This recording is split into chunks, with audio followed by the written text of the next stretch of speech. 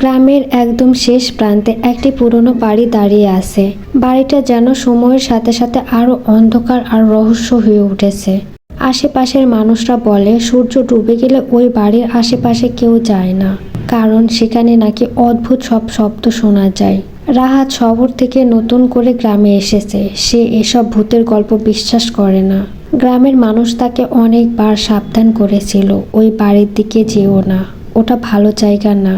কিন্তু রাহাত হাসতে হাসতে বলেছিল, ভূত বলে কিছু নেই, সব মানুষের বানানো গল্প। এক সন্ধ্যায় কৌতূহল তাকে টেনে নিয়ে গেল সেই বাড়ির সামনে। আকাশে তখন কালো মেঘ, বাতাসে অদ্ভুত ঠান্ডা ভাব। বাড়ির গেটটা আধা ভাঙা, ঠেলতেই শব্দ করে খুলে গেল। ভিতরে ঢুকতেই রাহাত লক্ষ্য করলো বাড়ির ভেতরটা অস্বাভাবিক নীরব, যেন অনেক বছর কেউ এখানে আসেনি। দেওয়ালে পুরনো ছবি ঝুলছে, ছবিগুলোর মুখগুলো ধুলোয় ঢাকা।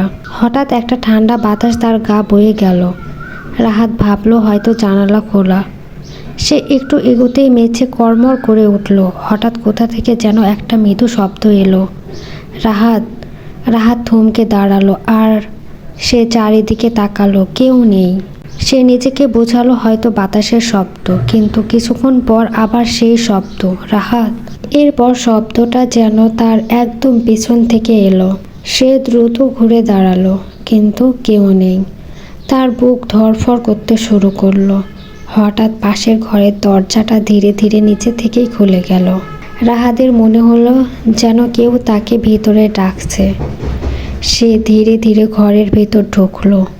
ঘরটা একেবারে অন্ধকার, শুধু জানালার ফাঁক দিয়ে একটু চাঁদের আলো ঢুকছে। হঠাৎ সে দেখতে পেল দেওয়ালে একটা ছায়া।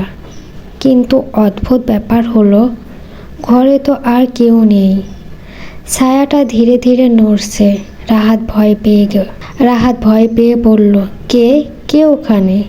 কোনো উত্তর নেই। হঠাৎ ঠান্ডা একটা হাত তার কাঁধে পড়ল। রাহাত চিৎকার করে উঠল, কিন্তু পিছনে তাকিয়ে সে কাউকে দেখতে পেল না।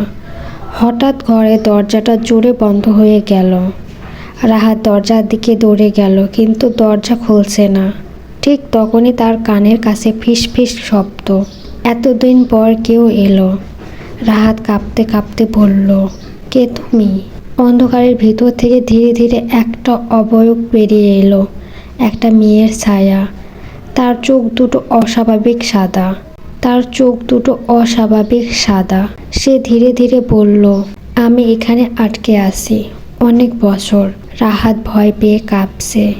মেয়েটা আবার বলল, তুমি কি আমাকে মুক্তি দেবে? রাহাত কিছু বুঝতে পারছে না। হঠাৎ ঘরের সব দরজা জানালা একসাথে কাঁপতে শুরু করলো।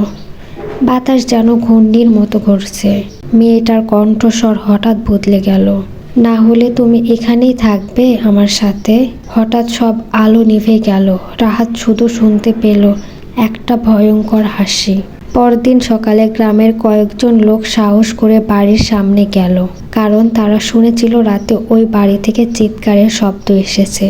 গেট খোলা, কিন্তু ভিতরে ঢুকে তারা কাউকে খুঁজে পেল না। শুধু মেঝেতে ধুলার ওপর একটা নতুন পায়ের ছাপ, আর দেওয়ালে একটা নতুন ছায়া।